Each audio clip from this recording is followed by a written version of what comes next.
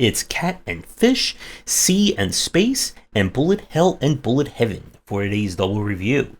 First up with Whisker Squadron Survivor, and then Fish Fear Me.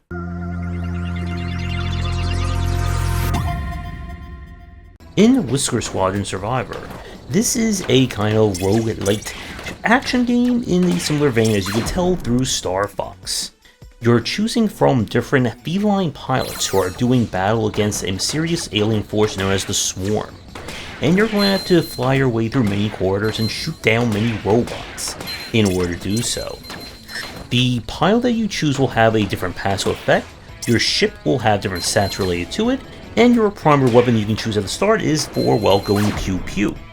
As you destroy enemies and pick up scrap, you'll be able to choose from different upgrades.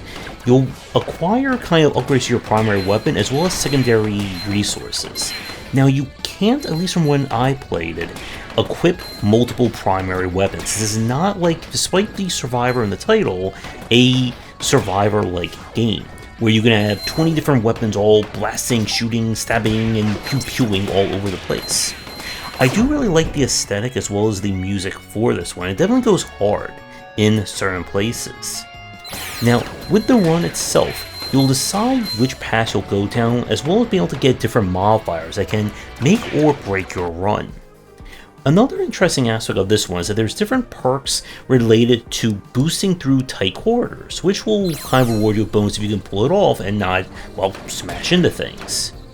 While the game has a good foundation to it, the main issues is that the kind of roguelite elements feel very underutilized.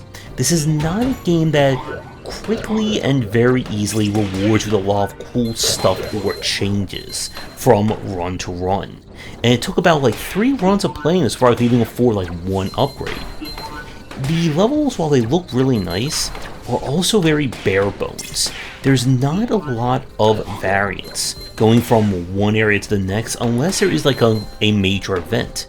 But it's not like a case with some of the other ones we've played where you can have, special things that can pop up, something that can surprise you, and more along those lines. There's only 3 acts to the game, and it can be a little bit on the lengthier side just because of how long you spend in each node. While the concept here is definitely great, if you're looking for a very involved and very long-term action roguelite, I don't think this game quite hits that mark. If you're a fan of Star Fox, and looking for a more, randomized or roguelike-ish take on it, I would give this one a try.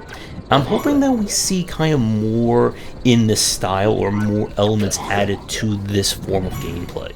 We now switch over to Fish Fear Me.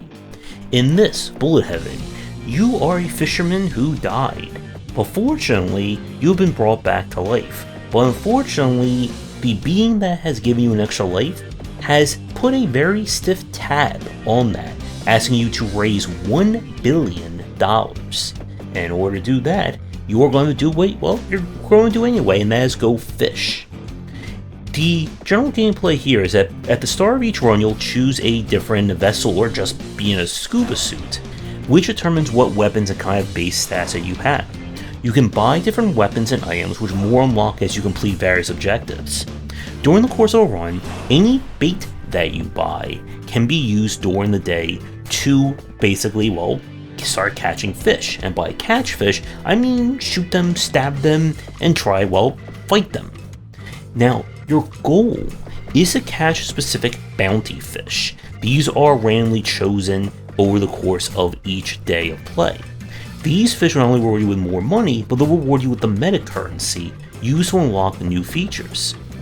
I like the use of the bait as a way of kind of letting you decide just how much pain you want over the course of a run. The higher quality bait will of course attract better fish. However, better fish means they're more dangerous and they have higher stats. And it's very easy to, well, try to fish more than you can handle at any time. When the run is over, you'll be able to unlock new features. There's a combination of both persistent upgrades like more health, more damage, and unlocking brand new elements that will kind of unlock the next tier of goods. You'll eventually be able to unlock different lures that give you special bonuses when you equip them. And there's 3 maps total, each map having different access to fish of various shapes, sizes, bullet patterns, and more. And this game does a really good job of giving you that one more run feel to it. And I even like this nice touch of the music goes right to the end of the level. Everything is timed perfectly along those lines.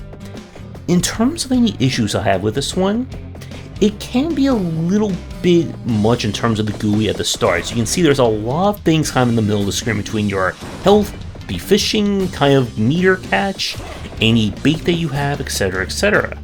But once you get used to it, it does play very nicely.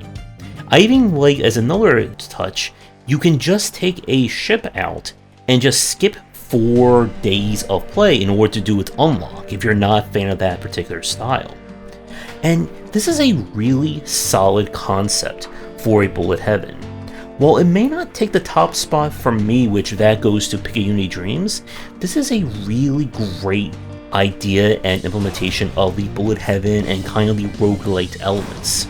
And there's definitely a lot of ways that this could be expanded with more fish, more kinds of bait that can change things, and even, of course, more items and weapons.